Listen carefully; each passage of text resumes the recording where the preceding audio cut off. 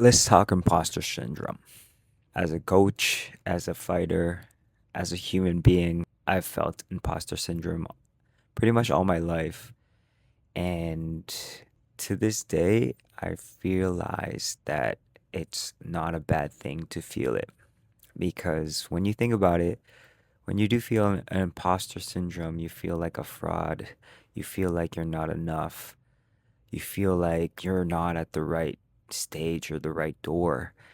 But in reality, you're stepping in front of the door that you need to be at. And I just realized that now, where if you feel those things, it's not a bad thing. I think you want to chase that feeling. If you don't feel like an imposter in your industry, in your life at all, you're not growing. And I think that's the beautiful thing about being an imposter or feeling like that at least is knowing that you can feel these things and you can step through that imposter syndrome door. When you pass that door, you're gonna feel uncomfortable, but you're gonna grow.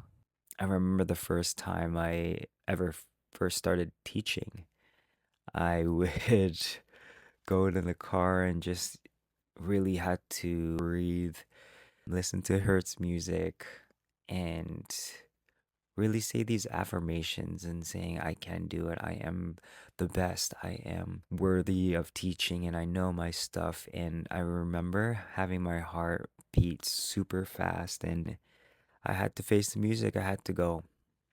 It was scary, but during those times of, going through that imposter syndrome and just doing it anyway, even though you don't believe in yourself and you have that mind of self doubt, you just do it anyway. That's growth. And as a fighter, same thing. You are in the back, heart racing. Why did I sign up for this? I'm not good enough. The guy's gonna beat my ass. All of this stuff, and these moments you regret. These moments you're like, fuck, I don't want to do this fight or flight, and you really feel like the world is gonna end. But at those moments, you gotta breathe and relax. You gotta do it. You gotta grow. I feel like all my life, I did not want to feel uncomfortable like that. But now I realize that we should chase those moments, those doors of opportunities of feeling an imposter in your field or anywhere in life. Because if you walk through those doors, you will walk through them growing and you will walk through them with wisdom and strength and courage. But you have to find those doors and confidently walk through them. So don't be scared of feeling an imposter or feeling like a fraud because once you do things and you feel like that and you do it regardless of feeling these negative thoughts, you realize, fuck, I am stronger than I really think I am. I would not be here if I stopped chasing that door of imposter syndrome. I wouldn't be here helping my students grow. I would not be the best version of myself I can be to my students, to the world, to you guys who's out there.